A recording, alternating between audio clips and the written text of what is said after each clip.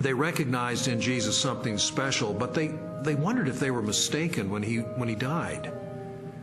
They didn't anticipate that. Suffer maybe, but die at the hands of Pontius Pilate, the Roman governor? In fact, even when the first reports of his resurrection reached their ears, they were still doubtful and skeptical.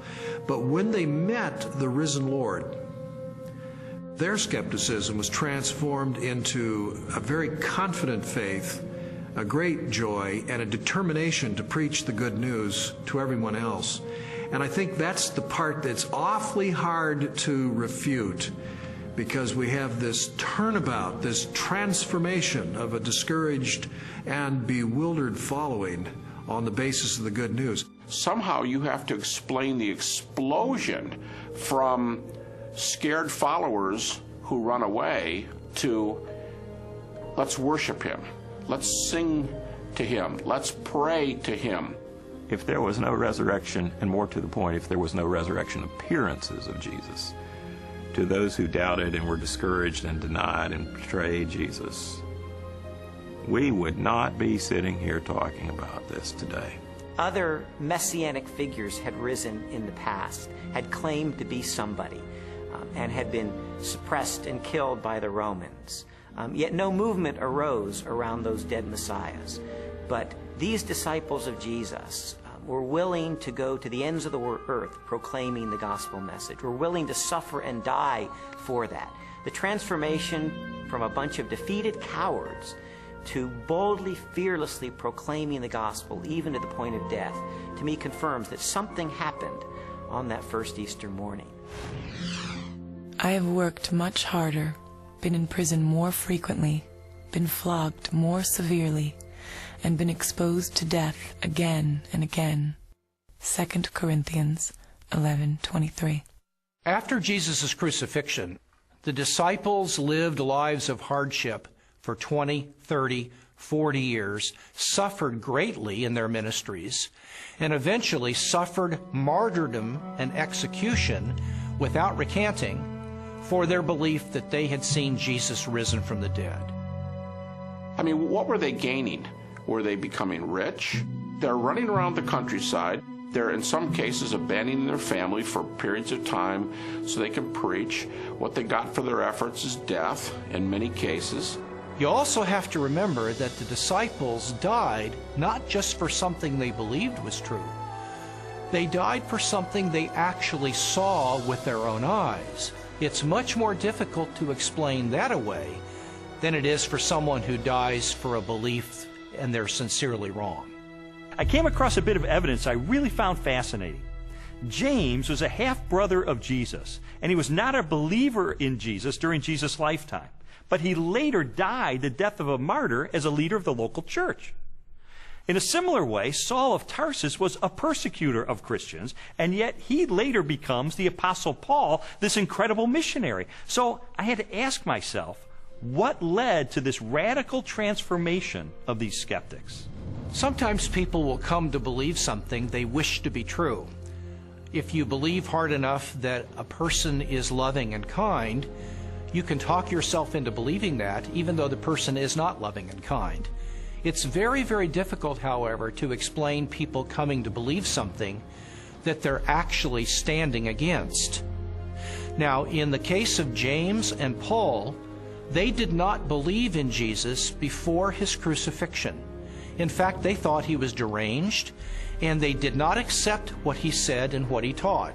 James, the brother of Jesus, is a skeptic who doesn't come to Jesus until he meets the risen Lord. Critics allow that. Paul's a persecutor till he meets the risen Jesus. That's not the kind of testimony of someone who all gets together and say, hey, let's just cook this thing up. One of the certainties, it seems to me, related to the testimony of the apostles is that they truly believed that Jesus was who he claimed he was, and they truly believed that he had risen from the dead, because they were willing to die for that. Very few people are willing to die for something they don't really believe in, or something even worse that they know to be a lie. When Jesus was executed, his disciples were rightly afraid. They scattered. They were fearful for their own life. Their hopes had been dashed because they had believed Jesus was the promised one who was going to usher a new day in for Israel. Turned out he wasn't, because he was murdered by crucifixion under the authority of the Roman Empire. And yet, shortly thereafter, we find them taking a stand in Jerusalem, proclaiming that Jesus was the Messiah, the very Son of God. How do we explain that? How do we explain the fact that they were even willing to propagate this the rest of their lives and go to martyrs' deaths for their belief?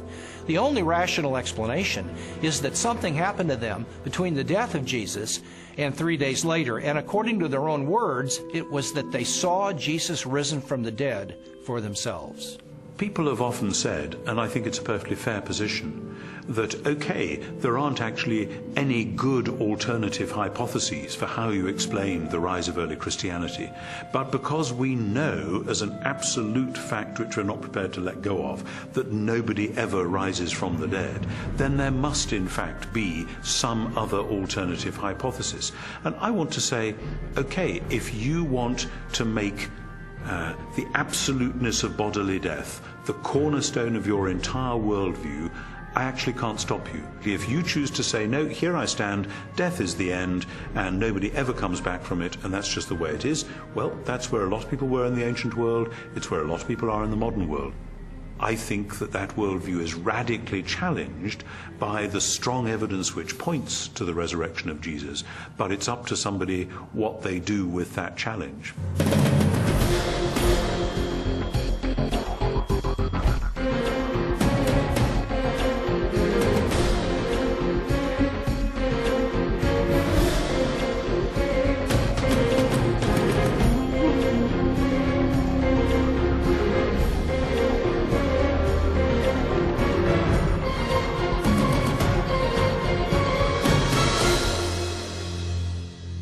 The evidence accumulated over time until November the 8th of 1981, which is sort of when I reached a critical mass. I remember going alone in my room, and I took a yellow legal pad and put a line down the middle, and on one side I started to list all of the evidence I had encountered for Jesus Christ being the Son of God, and on the other side all the negative evidence against that. And I wrote page after page, and finally I put my pen down and I said, wait a minute.